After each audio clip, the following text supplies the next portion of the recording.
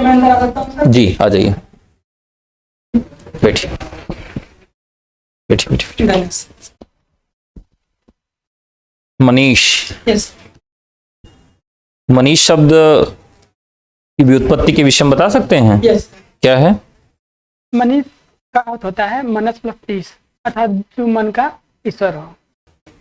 अच्छा, और मनीष में मैं देख रहा हूं कि दो शब्दों के मेल से बना है, और इसमें मैं देख रहा हूं कि कोई प्रत्यय भी लगा हुआ है, नहीं किया गया, ठीक है कोई बात नहीं है। और मनीष किस भाषा का शब्द है? मनीष सर हिंदी भाषा का शब्द है सर। आप आश्वस्त हैं अपने उत्तर से? हाँ सर। मनीष जी, बीएड आपने किया है रेगुलर? नहीं किया है? रेगुलर किया है। अच्छा, तो बीएड में आपने दो विषय पढ़े भी होंगे, पढ़ाए भी होंगे माइक्रो टीचिंग के दौरान। कौन कौन से विषय? सर हिंदी और इतिहास। हिंदी और इतिहास, ठीक है। आप लेसन प्लान जब बनाते हैं तो लेसन प्लान में किन किन चीजों का ध्यान रखना चाहिए? सर पहली बात तो पूर्व ज्ञान का ध्यान रखना चाहिए, और दूसरी बात यह है कि प्रस्तावना कैसा होना चाहिए हमारा, और फिर सस्वर वाचन आता है हमारा, और फिर जो शब्दार्थ हैं वो सभी आते हैं। सस्वर वाचन किसके लिए होता है? सस्वर वाचन बच्चों के लिए होता है। और किस विधा के लिए होता है? सस्वर वाचन होता है सर कविता विधा के लिए। अच्छा, और कहानी के लिए? कहानी के लिए सस्वर वाचन होता है सर। कहानी के लिए भी सस्वर वाचन और कविता के लिए भी सस्वर वाचन? Yes. दोनों के लिए? आश्वस्त हैं अपने उत्तर से? सर थोड़ा मैं कंफ्यूज हूँ सर। अच्छा, और व्याकरण के लिए कौन सी पद्धति का प्रयोग करना चाहिए? 10वीं का बच्चा है, उसे आपको समास पढ़ाना है, किस पद्धति का प्रयोग करेंगे? सर आगमन पद्धति का। आगमन पद्धति का। Yes. आगमन पद्धति क्या है? आगमन पद्धति में ये होता है सर कि पहले उदाहरण दिया जाता है, उसके बाद जो नियम होता है वो बताया जाता है। अच्छा, ठीक है। स्ववृत्त लेखन में इसकी शुरुआत कैसे की जाती है? स्ववृत्त लेखन में सर स्वयं के द्वारा लिखा जाता है सर। इसमें सर इसके बारे में हमें ज्यादा नहीं पता है। ठीक है, और अगर आपको एक सूचना लिखनी है तो उसकी शुरुआत कैसे करेंगे आप? सूचना लिखनी है तो सबसे पहले जिसे लिखना है सर, ठीक है, पहले हम उसे प्रेषित करेंगे। सूचना जिसे लिखनी है? यस। सार्वजनिक सूचना, अगर मान लीजिए आप केंद्रीय विद्यालय में नियुक्त हो जाते हैं और हिंदी के लिए कोई प्रतियोगिता करवानी है, राजभाषा पखवाड़ा मनवाया जा रहा है जिसमें आपको कुछ सूचना देनी है, तो उसकी शुरुआत कैसे करेंगे? सर सबसे पहले तो सॉरी सर इसके विषय में हमें ज्यादा नहीं पता। ठीक है, एक रचनाकार हैं लदद्य, उन्होंने क्या लिखा है? वाक। ये किसके लिए जाने जाते हैं? इनके रचनाओं में क्या खास है? सॉरी नहीं जानते हैं, ठीक है। और एक रचना है जिसका नाम है साना साना हाथ जोड़ी। साना साना का क्या अर्थ है? साना साना नहीं जानते हैं, ठीक है। और ईमेल लेखन आपके यहाँ पाठ्यक्रम में है 10वीं में। ईमेल लेखन, ईमेल जब आप लिखते हैं तो उसकी शुरुआत में क्या लिखा जाता है? www. ये तो वेबसाइट के लिए लिखा जाता है। सर इसके बारे में हमें ज्यादा जानकारी नहीं है। ठीक है, कोई बात नहीं है। व्याकरण में आप ये बताइए कि शब्द किसे कहते हैं? शब्द उसे कहते हैं जिसका कोई सार्थक अर्थ निकले सर। भाषा की वह सबसे छोटी इकाई जिसका कोई सार्थक अर्थ निकले उसे हम शब्द कहते हैं। ठीक है सर। चलिए, शब्द के बाद आप बता दीजिए कि पहले अपना परिचय आप दे दीजिए, बहुत संक्षिप्त में बताइए। सर मेरा नाम मनीष कुमार यादव है, मैं वाराणसी जिले से आता हूँ। मेरी स्नातक की शिक्षा काशी हिंदू विश्वविद्यालय से हुई है। तत्पश्चात मैंने बीएड महात्मा गांधी काशी विद्यापीठ से किया है। वर्तमान में परास्नातक महात्मा गांधी काशी विद्यापीठ से चल रहा है और एक शिक्षक बनने के क्रम में यह मेरा पहला प्रयास है। आपने भी शब्द की परिभाषा बताई, आप जो है बताएं पद किसे कहते हैं? सर शब्द और पद में अंतर ये होता है कि हम कहें राम तो ये हमारा शब्द हो गया, हम कहते हैं कि राम खाना खाता है तो इसके अंतर्गत राम जो आएगा वो हमारा पद हो जाएगा। राम खाना खाते के बाद राम का शब्द का प्रयोग वाक्य में करेंगे तो पद हो जाएगा। उदाहरण और परिभाषा में अंतर जानते हैं? ये कोशिश कर सकते हैं सर। सर परिभाषा ये होता है कि जिसे हम परिभाषित करते हों, जिसके बारे में हम कुछ रूपरेखा तैयार करते हैं। उदाहरण ये होता है कि जिसके द्वारा हम उसे स्पष्टीकरण करते हैं। सर ने भी आपसे क्या पूछा था, परिभाषा या उदाहरण पद का? परिभाषा। और आपने क्या बताया था? ठीक है, कोई बात नहीं। जो है किसी ध्वनि भाषा की सबसे छोटी इकाई होती है। किसी सॉरी सर, वाच्य किसे कहते हैं? वाच्य के कितने भेद हैं? सर वाच्य किसे कहते हैं ये तो नहीं बता सकता, लेकिन वाच्य के सब 3 भेद होते हैं। कौन कौन से? कर्तृवाच्य, कर्मवाच्य, भाववाच्य। भाववाच्य का एक एग्जाम्पल बताइए। भाववाच्य मुझसे चला नहीं जाता। साहित्य में आप जो है क्या पढ़ के आए इंटरव्यू देने के लिए? साहित्य में सर भक्ति काल। भक्ति काल आपने पढ़ा है। चलिए, भक्ति काल में कौन से कवि आपको प्रिय लगते हैं? सूरदास। सूरदास लगते हैं। तो सूरदास के काव्य में ऐसा आक्षेप है कि उक्ति वैचित्र्य बहुत होता है, तो ये उक्ति वैचित्र्य का क्या तात्पर्य है? उक्ति वैचित्र का सर याद नहीं कर पा रहा हूँ। चलिए, तुलसीदास को उनको माना जाता है, सूरदास जी को, कि ये लोक रंजक के कवि हैं। तो लोक रंजक के कवि होने का क्या तात्पर्य? लोक रंजक के कवि होने का तात्पर्य ये है कि उन्होंने जो लोक में देखा है, जो वास्तविक जीवन में देखा है, उसे ही अपने कविताओं में उन्होंने स्थान दिया है। चलिए, इसी से मिलती जुलती एक अवधारणा है, तुलसीदास जी लोक मंगल के कवि माने जाते हैं। तो लोक मंगल का तात्पर्य आप समझाइए। लोक मंगल किसे कहते हैं? लोक मंगल मतलब होता है कि सभी लोगों की कामना करना, सभी लोगों के उज्जवल भविष्य की कामना करना। लोगों को जो भविष्य की कामना करना। एक एग्जाम्पल बताइए, जहाँ कोई तुलसीदास जी की कोई कविता जो है बताइए जिसमें लोक मंगल की कामना उन्होंने किया। जैसे सर हम बात करेंगे रामचरितमानस है। रामचरितमानस में उन्होंने किया है। एक कोई पंक्ति के माध्यम से बताइए, कोई पंक्ति, और उसका अर्थ भी बताइए हम लोगों को, तब तो समझेंगे कि लोक मंगल की कामना है यहाँ पे। सर बिनु पद चले सुने बिनु काना, कर बिनु करम करे विधि नाना। सॉरी सर, ख्याल नहीं कर पा रहे हैं इसमें तो हम लोक मंगल। चलिए, पुष्टि मार्ग आप बता दीजिए, पुष्टि मार्ग किसे कहते हैं? पुष्टि मार्ग ये होता है कि पुष्टि मार्ग में एक ये पंथ है सर, जिसमें कि खासकर जो कृष्ण संप्रदाय है, कृष्ण संप्रदाय के जो मुख्य कवि होते हैं वही आते हैं सर। है क्या पुष्टि मार्ग कवि? तो चलिए ठीक है, आते हैं। पुष्टि मार्ग की परिभाषा क्या है? सॉरी, इन चीजों को आपको पढ़ने की जरूरत है। आप जो है रीति काल को किन 3 भागों में बांटा गया है बता सकते हैं क्या? बताएं। रीति सिद्ध, रीतिबद्ध और रीति मुक्त। अच्छा, चलिए, आप रीति सिद्ध का तात्पर्य स्पष्ट करिए कि रीति सिद्ध किसे कहा जाता है? रीति सिद्ध के मेन जो मुख्य कवि हैं वो कविवर बिहारी जी हैं। और रीति सिद्ध में ये होता है कि इसमें लक्षण का और जो मुक्तक का ज्ञान तो होता है, लेकिन उसका ये परिपाटी जो है उसका ये पालन नहीं करते हैं। अच्छा, पालन नहीं करते हैं परिपाटी का। नगेंद्र और विश्वनाथ जी का क्या मतभेद है रीति काल में? एक बार फिर से क्वेश्चन करिए। नगेंद्र और विश्वनाथ जी, इन दोनों में मतभेद है, रीतिबद्ध, रीति मुक्त, इन सब को लेकर। तो मतभेद क्या है? सर जहाँ तक मैं समझ पाता हूँ कि नगेंद्र जी ने इसे सूक्ष्म से स्थूल कहा है। Sorry sir. कोई बात नहीं, जा रहे हैं, वैसे कोई बात नहीं, कोई दिक्कत नहीं। ठीक है, ठीक है सर।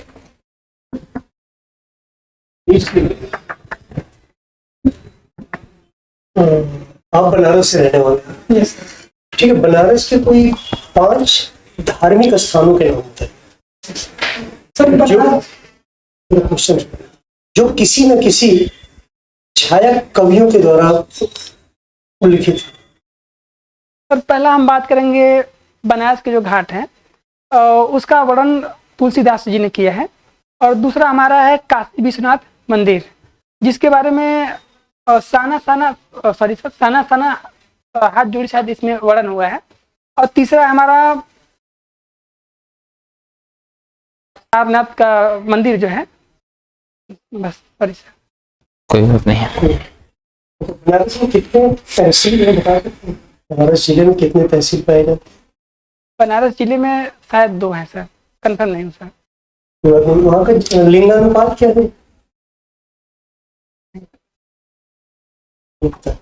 अच्छा, उत्तर प्रदेश का गवर्नर कौन है, राज्यपाल कौन? आनंदीबेन पटेल, श्रीमती आनंदीबेन पटेल। उप राष्ट्रपति कौन है आपके देश का? उपराष्ट्रपति। उपराष्ट्रपति, वाइस प्रेसिडेंट वेंकैया नायडू। ठीक है, क्या पढ़ाएंगे आज बोर्ड पे? सर कविता पढ़ाएंगे। कौन सी कविता? वह चिड़िया जो। वह चिड़िया जो। ठीक है, सही। Yes sir. यहाँ पर आज हमारा दिनांक कौन सा है? आज हमारा दिनांक है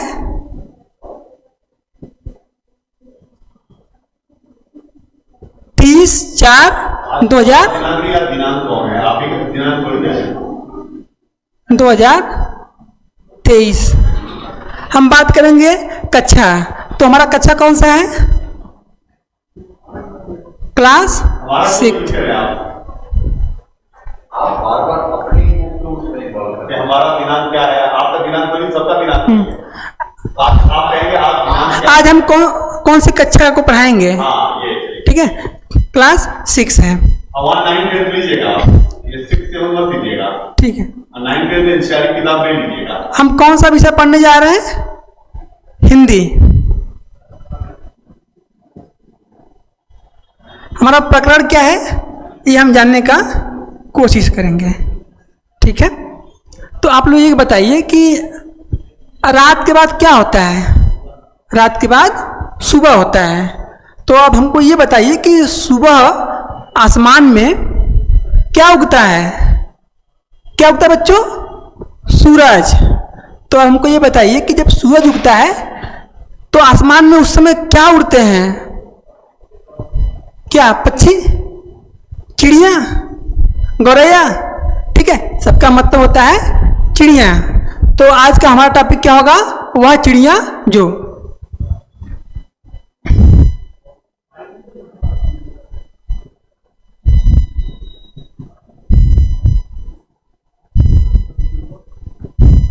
हम बात करेंगे वह चिड़िया जो। कविता पे जाएं। चिड़िया सही लिखा क्या आपने गलत लिखा है? चिड़िया सही है सर। ऊपर बिंदी नहीं रहेगा, चिड़िया तो प्लूरल हो जाएगा ना, बहुवचन। वह चिड़िया जो। हम कविता बात करें उससे पहले जानेंगे कि इसके जो कवि हैं उनके बारे में हम कुछ जान लेते हैं। कवि कौन है? केदारनाथ अग्रवाल। केदारनाथ अग्रवाल के बारे में बात करते हैं तो इन्होंने कुछ काव्य कृतियां लिखी हैं। अपूर्वा। अपूर्वा पे इन्हें साहित्य अकादमी पुरस्कार भी मिला है। इसके बाद हम बात करेंगे इन्होंने और क्या लिखा है? मार प्यार की थापे। अब हम बात करेंगे आपने जो लेखक के बारे में बताया, इसका क्लास 6 के बच्चों से क्या कोई मतलब है? क्लास 6 में है? हाँ सर, हाँ सर है ये। अपूर्वा है? अपूर्वा है सर, लिखा है उसमें कि अपूर्वा मतलब जो परिचय है उसमें लिखा हुआ है सर। लिखा है? हाँ, कि अपूर्वा पे इनके साहित्य अकादमी पुरस्कार मिला है। हाँ सर है। और ये भी कहा गया कि ये प्रगतिवादी कवि है। अब हम बात करते हैं वह चिड़िया जो कविता का। ठीक है बच्चों, तो आप हमारे साथ साथ सस्वर वाचन करिएगा। ठीक है, तो हम बात करेंगे वह चिड़िया जो चोंच मार कर दूध भरे जुंडी के दाने। वह चिड़िया जो चोंच मार कर दूध भरे जुंडी के दाने रुचि से रस से खा लेती है। वह छोटी संतोषी चिड़िया नीले पंखों वाली मैं हूं, मुझे अन्न से बहुत प्यार है। अब हम यहाँ पे बात करेंगे, कुछ शब्द आए हुए हैं तो उसके अर्थ बताएंगे।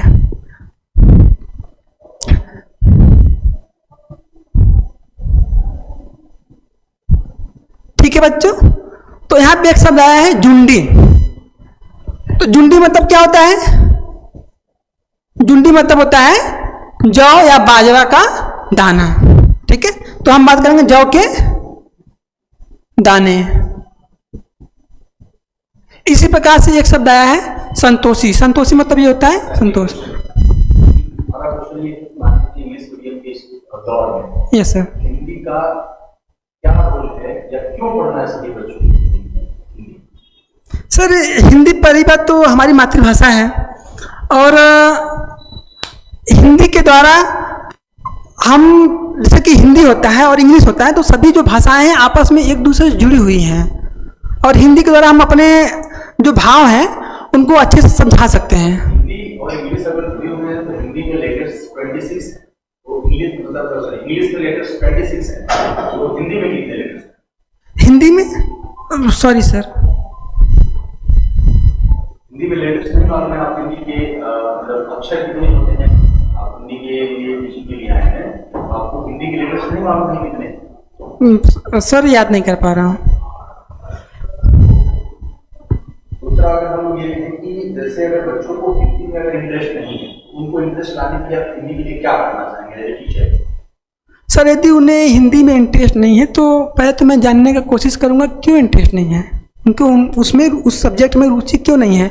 हम उन्हें बच्चों को कविता के माध्यम से, कहानी के माध्यम से, खेलकूद के माध्यम से उन्हें शिक्षा देने का कोशिश करेंगे, और जहाँ तक उम्मीद हो सके हम TLM का प्रयोग करेंगे।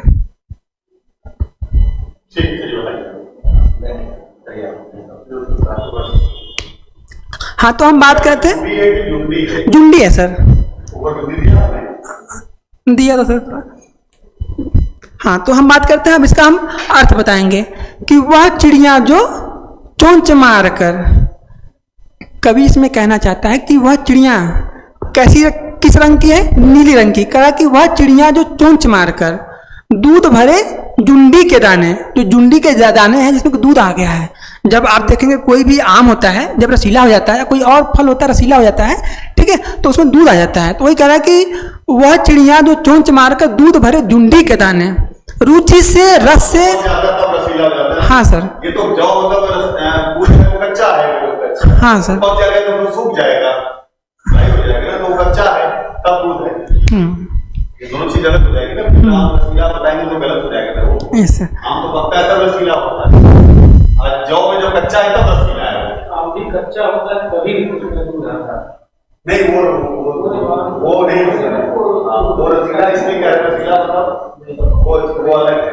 रसीला ये पके में आपकी बात कर रहे थे, लेकिन जौ जो कच्चा रहेगा, जैसे मक्का का दाना है, तो मक्का का दाना तो कच्चा रहेगा तभी ज्यादा मीठा लगता है, वो हो जाएगा। ये चीजें मतलब अपने से मत फंसिएगा वहाँ, जब अपने सब चीजों को थोड़ा ध्यान रखिएगा, ये तो फंसा देगा वो, कहेगा कि ये कैसे बता रहे हैं, आपको अपने चलिए। वह चिड़िया जो चोंच मारकर दूध भरे जुंडी के दाने रुचि से रस से खा लेती है, वह छोटी संतोषी चिड़िया नीले पंखों वाली मैं हूं। तो चिड़िया कैसी है? यदि हम विशेषता में देखें चिड़िया की, चिड़िया कैसी है? चिड़िया हमारी नीली रंग की। चलिए ठीक है, ये बताइए क्लास 6 में एनसीईआरटी में कितने चैप्टर्स हैं हिंदी? सर मैं अनुमान लगा सकता हूं सर, लगभग 17 सर। लगभग कहिएगा। अच्छा, जो चैप्टर जितने बुक अपने बताइएगा, कॉन्फ्रेंस और 9th 10th में आप जब तैयार करिएगा चलेंगे, तो 9th में कितने चैप्टर हैं, वो जो चैप्टर पढ़ा रहे हैं तो किस चैप्टर नंबर कितना है ये भी याद रखिएगा, ये सब याद रखिएगा, क्योंकि लगभग 9th की हिंदी में और 6th की हिंदी में क्या अंतर है? सर जहाँ तक हमें लगता है 6 की हिंदी में बच्चों के जो लेवल होता है, स्तर होता है, और 9th में बच्चों के स्तर को रख करके कविताएं रची गई हैं। किस तरीके का उसमें अंतर? सर कक्षा 6 में जो है वो खासकर जैसे कि हम बाल महाभारत कथा की बात करते हैं, बाल रामायण की बात करते हैं, तो इसमें जो कहानियाँ होती हैं मतलब कि जो इतिहास से हमारी जुड़ी हुई हैं उनको ज़्यादातर लिया गया है। लेकिन जब हम बात करते हैं कक्षा 9 का, तो इसमें क्या होता है कि बच्चे के समझ के आधार पे मतलब और बच्चों को सोचने के लिए मजबूर किया गया है इसमें। यस लेवल पर किएगा, स्तर हाँ स्तर। आप हिंदी के टीचर हैं, यस सर। जब हम हिंदी पढ़ते थे तो हमारे यहाँ टीचर मुस्लिम के पास उन्होंने कभी उर्दू शब्द नहीं किया नहीं। Okay sir. हाँ ठीक है भैया, बस आप क्या कि आप नाम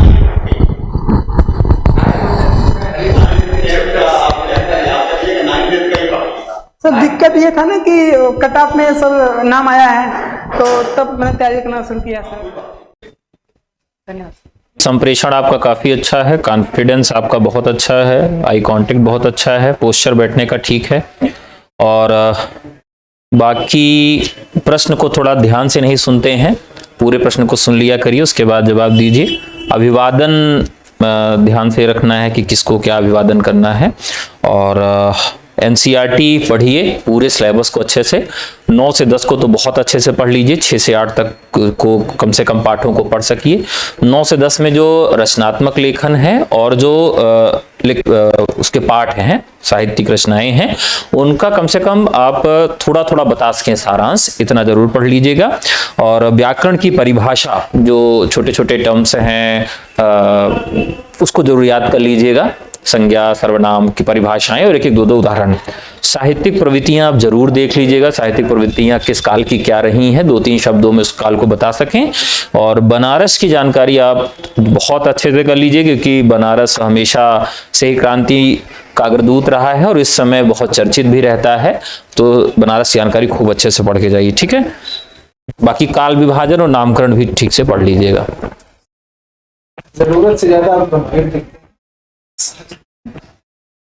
और साहित्य का जो पुस्तक है, हिंदी साहित्य का इतिहास, उसको आप कोई पुस्तक अगर पतली सी समाप्त करते हैं उसको लेकर पढ़ें। व्याकरण के सारे कॉन्सेप्ट अच्छे से देख ले, अच्छे से पढ़ लें कि आपसे पूछा जाएगा तो से बोलने में थोड़ा सा स्थिरता लेना, बोलने में जल्दबाजी करते हैं, कभी कभी इतना जल्दबाजी बोल जाते हैं कि बात बहुत क्लियर नहीं आ पाती है। सबसे पहले जो आपका अपीयरेंस था वो थोड़ा सा ड्रॉप है, बेटा बॉडी को छुपा के आए थे, मैंने ध्यान दिया हो तो ये नहीं करना। एक दूसरा चीज है कि आप जो जल्दी स्ट्रेस में आ जाते, तनाव में आ जाते, ठीक है, नहीं आ रहा स्पष्ट नहीं कर दीजिए और ज्यादा बेहतर तनाव लेने से। तीसरा चीज है कि आप रिपीटेशन बार बार करते, मतलब सुनने की कला आपने नहीं है। इंटरव्यू ये बहुत ही लायक है। ठीक है, जा सकते हैं। नेक्स्ट